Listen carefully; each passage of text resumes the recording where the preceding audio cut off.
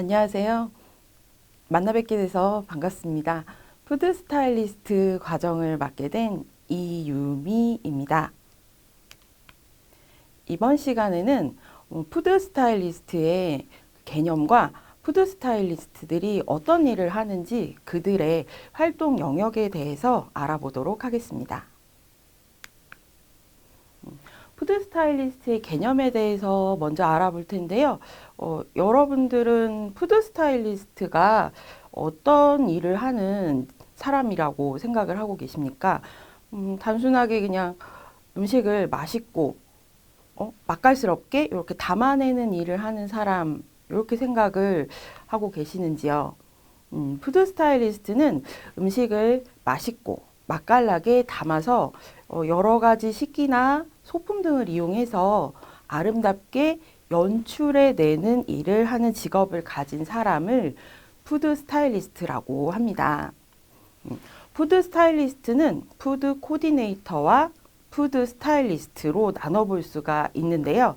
먼저 푸드 코디네이터에 대해서 알아보도록 하겠습니다.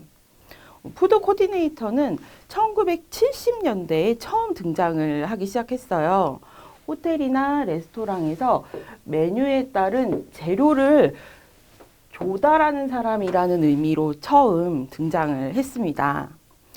푸드 코디네이터는 요리 연구가, 테이블 코디네이터, 푸드 스타일리스트, 레스토랑 프로듀서, 라이프 코디네이터, 파티 플래너 이렇게 다양한 직업군을 모두 총칭한다고 정의해 볼 수 있습니다. 굉장히 광범위한 분야예요. 그리고 푸드 코디네이터는 어떤 역할을 담당을 하고 있을까요? 푸드 코디네이터는 푸드 스타일리스트의 역할을 포함해서 기획, 플래닝, 연출, 메뉴 개발까지 아주 넓고 광범위한 영역을 다루는 직업군이다라고 볼 수 있습니다. 푸드 스타일리스트는 광고나 출판물에 사진 촬영용 요리를 마련하는 사람을 푸드 스타일리스트다라고 정의할 수 있습니다. 푸드 스타일리스트의 역할은 새로운 음식을 만들어내거나 또 기존에 만들어진 음식을 재조합이나 또 재배열을 거쳐서 맛있어 보이고 와 먹고 싶다 이런 감성을 추가해서 여기에 다양한 식기나 소품 등을 적절하게 활용해서 아름답게 레이아웃을 잡아주는 역할을 하는 직업을 가진 사람을 푸드 스타일리스트라고 합니다. 미국이나 일본 같은 해외에서는 푸드 스타일리스트와 푸드 코디네이터의 그 직업 역할의 구분이 명확하게 나누어져 있고 또 좀 더 세분화되어 있어요. 근데 아직까지 우리나라에서는 푸드 스타일리스트와 푸드 코디네이터의 역할이 명확하게 영역이 구분이 되어 있지는 않고요. 같은 의미로 사용을 한다라고 보시면 될 것 같습니다. 그러면 우리나라에는 푸드 스타일리스트가 언제부터 등장을 해서 활동을 하기 시작했을까요? 1980년대 초반까지만 해도 우리나라에는 푸드 스타일리스트는 없었어요. 잡지사 기자나 사진을 찍는 포토그래퍼들이 본인들이 촬영을 하면서 그냥 상황에 맞게 그때그때 직접 스타일링을 했어요. 이렇게 해오다가 1980년대 후반에 들어서면서 이제 해외에서 푸드 스타일링, 푸드 코디네이터, 그리고 파티 플래닝 이런 것들을 공부하고 해외에서 근무를 한 경력을 가진 사람들이 조금씩 귀국을 하면서 우리나라에 푸드 스타일리스트 1세대가 등장을 하고 활동을 시작을 하게 돼요.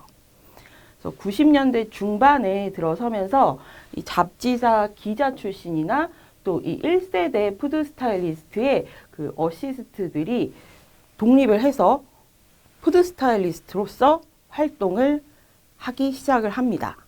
그래서 90년대 후반에 들어서면서 이제 해외에서 공부를 한 유학파들이 본격적으로 귀국을 하게 되면서 우리나라에서도 푸드 스타일리스트들의 활동이 점차 넓어지고 확대되기 시작했어요. 그래서 2000년대에 들어서면서 2000년대 초반에 사람들한테 일반적인 대중이죠. 그들에게 푸드 스타일리스트라는 직업이 알려지기 시작을 했고, 이때 푸드 스타일리스트 전문 양성 학원들이 등장을 하기 시작해요. 그러면서 이 학원에서 수강을 한 졸업생이나 또 해외 유학파들이 점차 늘어나면서 우리나라에도 푸드 스타일리스트들의 수가 굉장히 많이 늘어나기 시작을 합니다.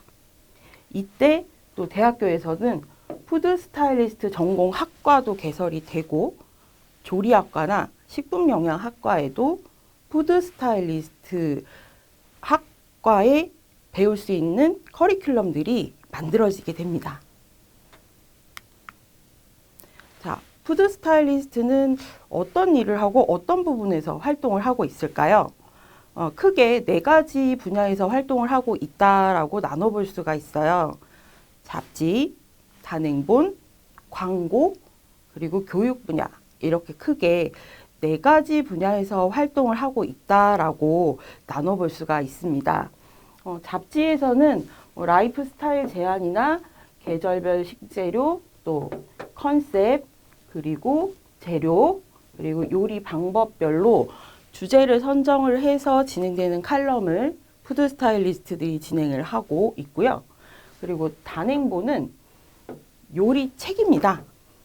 이 요리책은 책 한 권을 푸드 스타일리스트가 모두 담당을 해서 진행을 해서 결과물을 만들어내기 때문에 푸드 스타일리스트 본인의 그 스타일 역량을 마음껏 발휘할 수 있어요. 여기에 최신 유행하는 트렌드를 같이 반영을 하기 때문에 일을 하면서 본인의 역량도 키울 수 있는 아주 재밌는 작업 중에 하나예요. 그리고 3번째는 광고 분야인데요. 이 광고 분야는 푸드 스타일리스트들의 경쟁이 가장 치열합니다. 이 광고 분야는 3가지로 크게 나눠볼 수가 있습니다. 지명 광고, TV CF, 그리고 식품 제품 패키지, 이렇게 크게 3가지로 나눠볼 수 있고요. 이 광고 분야에는 요즘에는 이 3가지 분야의 외에도 인스타그램이나 아니면 유튜브 채널, 또 라이브 커머스 방송, 그리고 오락 프로그램, 그리고 홈쇼핑 등에서도 푸드 스타일리스트들이 활동 영역을 다양하게 넓혀가고 있는 추세다라고 보시면 될 것 같습니다. 4번째, 교육 분야인데요. 이 교육 분야는 예전에는 요리 연구가들이 주로 활동하던 분야였어요. 근데 푸드 스타일리스트들이 대거 등장을 하면서 또 사람들에게 주목을 받다 보니까 이런 분야에도 푸드 스타일리스트들이 진출을 해서 활발하게 활동을 하고 있습니다. 백화점이나 그 마트 문화센터에서 원데이 클래스 요리를 진행을 하거나 쿠킹 클래스 수업을 진행을 하기도 하고요. 그리고 호텔 VIP 클럽에서 원데이 클래스로 그 VIP들에게 그 강의를 진행을 하기도 합니다. 그리고 푸드 스타일리스트 양성 교육기관인 학원이나 직업훈련기관, 또 대학에서 후학을 양성하기 위해서 강의를 하는 푸드 스타일리스트들도 있습니다. 그리고 푸드 스타일리스트 개인이 스튜디오를 운영을 하면서 본인이 촬영 현장에서 쌓아온 노하우를 바탕으로 후학을 양성하고자 개별적으로 푸드 스타일링 양성 과정을 운영을 한다거나 아니면 요리도 함께 진행을 하기 때문에 요리 원데이 클래스를 운영을 해서 수업을 진행을 하기도 합니다. 그리고 기타 업체나 기업들의 요리 클래스 특강이나 그런 것들을 푸드 스타일리스트들이 담당을 해서 교육을 진행을 합니다. 이 교육 분야는 푸드 스타일리스트들도 활동 영역을 넓혀왔지만 요즘에 그 스타 셰프들 많죠? 그 스타 셰프들도 이 교육 분야로 활동 영역을 넓혀가고 있는 추세입니다. 푸드 스타일리스트의 활동 영역에 대해서 좀 더 상세하게 살펴보겠는데요. 먼저 잡지 칼럼들이에요.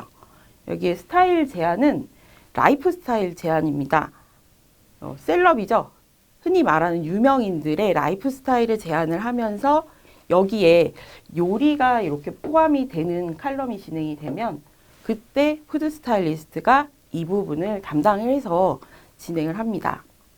셀럽이 직접 레시피를 제안을 하고 메뉴를 주고 요리까지 할 때도 있어요. 근데 이런 경우는 좀 드물고요. 셀럽들이 라이프 스타일 그 칼럼을 진행을 하게 되면 푸드 스타일리스트는 그 셀럽의 스타일에 맞게 요리를 제안을 하고 레시피를 구성하고 그리고 이렇게 아름답게 연출하는 것까지 푸드 스타일리스트가 맡아서 진행을 하게 됩니다. 계절별 칼럼도 잡지에서는 빠지지 않고 꾸준하게 등장을 하는 칼럼이에요. 제철 식재료를 한두 가지 정도 선정을 해서 그 식재료를 적극적으로 활용한 새로운 메뉴나 기존의 메뉴에서 살짝 변형된 레시피를 구성을 해서 메뉴를 만들어내고 이렇게 소품이나 이런 식기 등을 다양하게 활용해서 연출하는 작업까지 진행을 합니다. 이 계절별 칼럼에서는 스타일링해서 촬영을 마치는 것에서 끝나는 것이 아니라 푸드 스타일리스트는 이 제철 식재료로 사용되는 이 식재료의 정보, 언제가 제철이고 영양 성분은 어떻고 어떻게 조리를 하면 맛있고 조리 시 주의사항이라든지 이런 정보들을 원고를 작성을 해서 해당 기자에게 넘겨주는 것까지 푸드 스타일리스트가 담당을 합니다. 다음은 컨셉별 잡지 칼럼인데요. 컨셉별은 한 가지 주제, 컨셉을 정해서 그에 맞춰서 요리를 구성을 하고 진행하는 칼럼이에요. 그릇이 될 수도 있고 직업이 될 수도 있고 또 소품이 될 수도 있습니다. 그래서 그에 맞게 메뉴를 새로 짜서 구성을 하고 또 레시피를 만들어서 이렇게 어울리는 소품 등을 다양하게 활용을 해서 칼럼을 만들어내는 것이 푸드 스타일리스트가 컨셉별 잡지 칼럼에서 하는 역할입니다. 재료별 칼럼도 꾸준하게 등장을 해요. 이 재료별 칼럼은 한 가지 식재료를 정해서 그 식재료의 특성을 살린 새로운 메뉴들을 푸드 스타일리스트가 짜서 레시피를 구성을 하고 이렇게 재료들을 활용한 요리와 재료를 소품이나 이런 것들을 활용해서 컨셉에 맞게 연출하는 작업을 하는 일입니다. 여기서도 그 계절별 칼럼과 마찬가지로 사용한 이 해당한 식재료의 정보들, 언제 나오고 조리할 때 주의사항이 무엇이고 영양 성분은 어떻고 또 어떤 재료들과 매치를 했을 때 맛있는 요리를 만들 수 있는지 이런 정보들을 원고를 작성을 해서 기자들에게 넘겨주는 것까지가 푸드 스타일리스트가 하는 역할입니다. 잡지 칼럼 중에서 요리별 칼럼도 있어요. 요리별 칼럼은 조리법 한 가지를 선정을 해서 그에 맞게 작게는 서너 가지, 많게는 8, 9가지 정도의 메뉴를 구성을 해서 칼럼을 진행을 하는 거예요. 여러 가지 다양한 나라의 요리를 접목시킬 수도 있고요. 또 기존에 있는 메뉴에서 재료를 조금씩 바꿔서 요리 칼럼을 진행을 합니다. 요리별 칼럼은 찌고, 굽고, 삶고, 또 베이킹을 한다거나 이런 식으로 방법을 한 가지를 선정해서 진행을 하는 칼럼이다라고 보시면 될 것 같습니다. 자, 단행본인데요. 단행본은 앞서 말씀드렸다시피 요리책입니다. 이 단행본 작업은 크게 3가지 정도로 작업 방법이 진행이 되는데요. 첫 번째, 가장 일반적인 방법은 저자가 책에 들어가는 메뉴를 구성을 하고 레시피를 만들어내고 요리를 직접 합니다. 그러면 푸드 스타일리스트들은 이 요리에 맞는 그릇, 이런 소품들을 활용을 해서 그 컨셉에 맞게 아름답게 스타일링을 해내는 것이 가장 일반적인 방법이에요. 저자가 하는 일과 푸드 스타일리스트가 하는 일이 구별이 되어 있어요. 이 방법이 단행본 작업에서 가장 일반적으로 진행이 되는 방법이고요. 두 번째 방법은 최근에 이제 많이 등장을 하기 시작하는 방법인데 푸드 스타일리스트가 저자가 돼서 요리부터 스타일링까지 모두 담당을 합니다. 푸드 스타일링을 하기 위해서는 스타일링을 어떻게 하는지 그런 방법을 배우는 것도 중요하지만 여기에 이 요리의 특성을 모르면 그 요리에 맞게 맞는 그릇을 선정한다거나 이런 소품들을 맞춰줄 수가 없어요. 그래서 스타일리스트들도 좀 넓게 요리에 대해서 공부를 하는데요. 본인들이 좀 관심이 있는 요리 분야가 있으면 그 부분을 좀 특화시켜서 요리책을 만들어서 저자가 돼서 책을 내서 본인의 포트폴리오로 그리고 본인의 역량 향상을 위해서도 요즘에 많이 작업을 하는 형태입니다. 마지막 세 번째는 저자가 메뉴만 구성을 해요. 아니면 책에 들어가는 메뉴 구성과 레시피 작업 여기까지만 해요. 그리고 나머지 요리, 레시피 검수, 스타일링 모두 푸드 스타일리스트가 담당을 합니다. 일반적으로 사용되는 방법은 아니고요. 이렇게 진행되는 칼럼은 셀럽들이 보통 요리책을 내고 싶다. 비전문가죠. 그런 분들이 요리책을 내고 싶다라고 할 때 진행이 되는 방법입니다. 푸드 스타일리스트들이 가장 활발하게 활동을 하고 있고 또 경쟁이 가장 치열한 광고 분야에 대해서 좀 살펴보겠습니다. 이 광고는 지명 광고, TV, CF, 패키지 이렇게 크게 세 가지로 나눠볼 수 있다라고 앞서 말씀을 드렸는데요. 광고는 그 행사가 시작이 된다거나 아니면 이렇게 새로운 메뉴가 나왔어요. 그럴 때 고객들이 매장으로 유입이 돼서 이 신제품을 구입을 하고 행사에 고객들이 참여를 해서 매출을 올릴 수 있도록 하는 것이 가장 중요합니다. 그것에 맞춰서 제품을 극대화시켜서 스타일링 하는 것이 포인트입니다. 자, 광고 중에서 패키지인데요. 패키지는 여러분들 뭐 라면이나 떡볶이나 냉면 이런 것들의 제품 앞에 이렇게 들어가는 요리 사진 작업을 하는 걸 패키지 스타일링이라고 해요. 이 부분에서는 푸드 스타일리스트들의 그 고도의 역량과 집중력을 요구하는 작업 중에 하나예요. 왜냐하면 여러분들 마트나 이런 데 매대에 가보시면 냉면, 떡볶이 이런 것들에 정말 여러 식품회사들의 제품이 경쟁을 하고 있어요. 거기서 소비자들한테 선택을 받아야 해요. 그러려면 사진에 들어가는 요리가 정말 맛있어 보여야겠죠. 사람들이 뒷면을 보고 뭐 어떤지, 어떤 맛이 날까 이렇게 상세하게 읽어보고 구매를 하진 않거든요. 내가 이 제품 갖고 가면 나 이 사진처럼 맛있게 만들 수 있을 것 같아. 똑같이 맛있게 만들어서 먹을 수 있을 거야.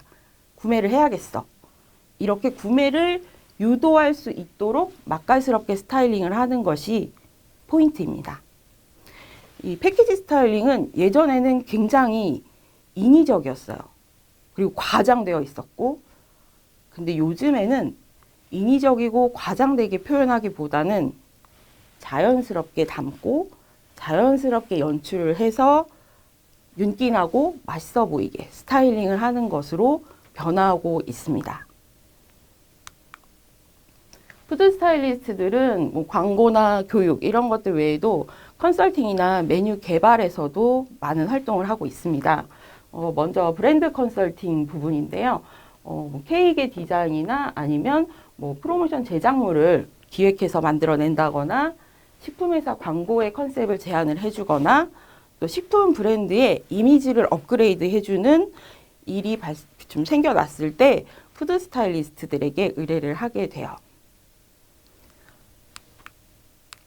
자, 브랜드 컨설팅을 좀 잘 살펴볼 텐데요.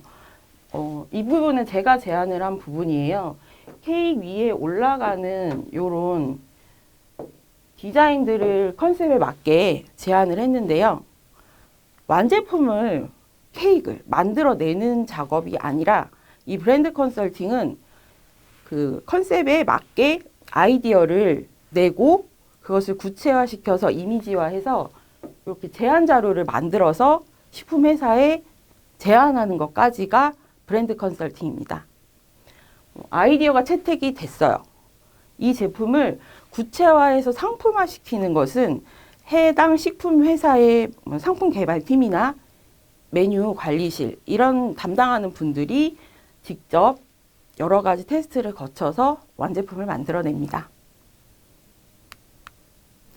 브랜드 컨설팅 중에 광고 컨셉도 푸드 스타일리스트가 제안을 해요. 식품 회사에서 우리 이런 제품을 새로 출시를 할 건데 좀 잘 팔릴 수 있게 광고를 좀 잘 해주세요라고 광고 회사에 의뢰를 해요. 그러면 그 광고 대행사에서는 열심히 회의를 하겠죠. 어떻게 하면 좋은 광고를 만들어낼 수 있을까? 본인들끼리 회의를 하다가 전문가의 의견도 한번 들어보자. 이랬을 때 푸드 스타일리스트를 찾게 됩니다. 여기서도 푸드 스타일리스트가 광고 콘티를 만들고 어떻게 광고를 찍었으면 좋겠다. 이렇게 해서 구체화시키는 작업을 하는 것이 아니고요. 그 이미지를 제안을 하는 거예요. 어떤 분위기, 어떤 톤 이런 식으로 광고를 좀 만들었으면 좋겠다라는 아이디어를 제안하는 제안서를 광고 회사에 전달을 하게 되고요.